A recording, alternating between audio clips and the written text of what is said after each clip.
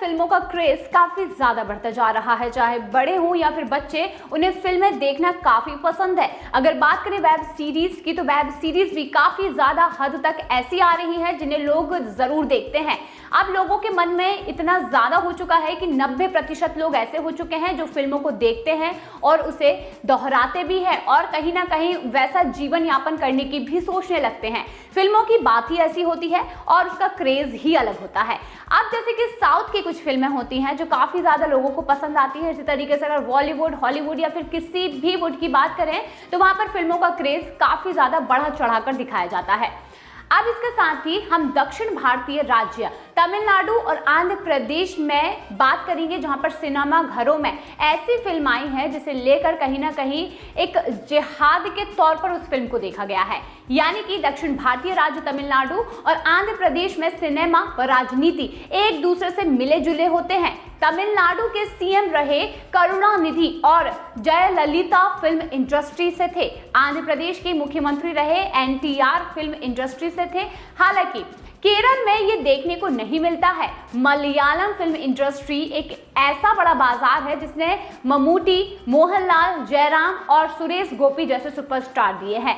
आज दिलकीर सलमान और फहाद फासिल सुर्खियां बटोर रहे हैं। अब पिछले 53 वर्षों से मलयालम फिल्म इंडस्ट्री में सक्रिय मम्मूटी पर जिहादी होने के आरोप लग चुके हैं, जिसके बाद वो विवादों में आ गए हैं। उन्हें उनके फैंस मम्मुक्का भी कहते हैं। चेन्नई स्थित एक कारोबार मोहम्मद शरशाद बनियादी, जो कि सीपीआई नेता भी हैं, उन्होंने सुपर मेगा स्टार मम्मूटी को लेकर कुछ ऐसे खुलासे किए हैं जो कि धर्मनिरपेक्ष, उदार और लोकतांत्रिक व्यवस्था में यकीन रखने वालों को हैरान करने वाले हैं।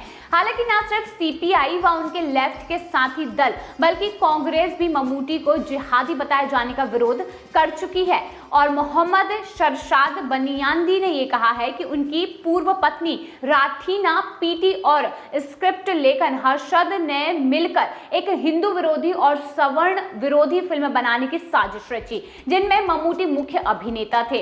रिपोर्ट में यह भी कहा गया कि राठीना पीटी पर दबाव बनाया गया था कि हिंदुओं को बदनाम करने के लिए वो इस फिल्म का निर्देशन करें।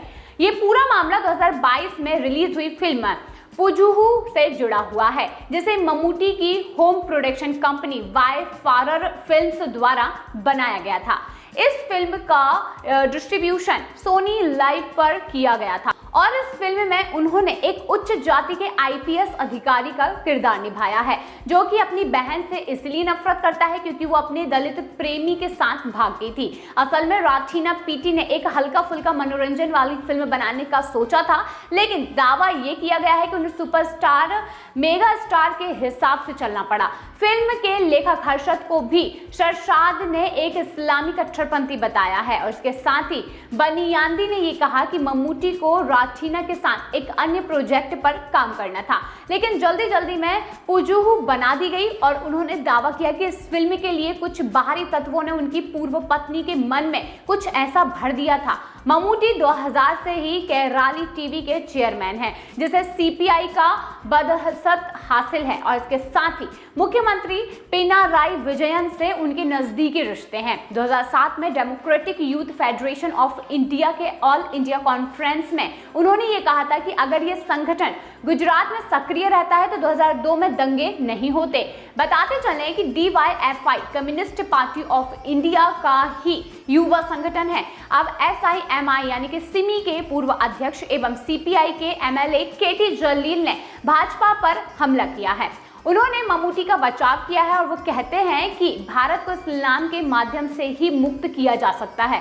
वो केरल में मंत्री भी रहे हैं। ये दावा किया जा रहा है कि मोहम्मद शरशाद बनियादी अपने कहने से पलट चुके हैं और इसके साथ ही हमें अभी तक ऐसा कुछ भी आधिकारिक नहीं मिला है जिससे हम ये पुष्टि कर सके कि उन्होंने ऐसा कहा या फिर नहीं।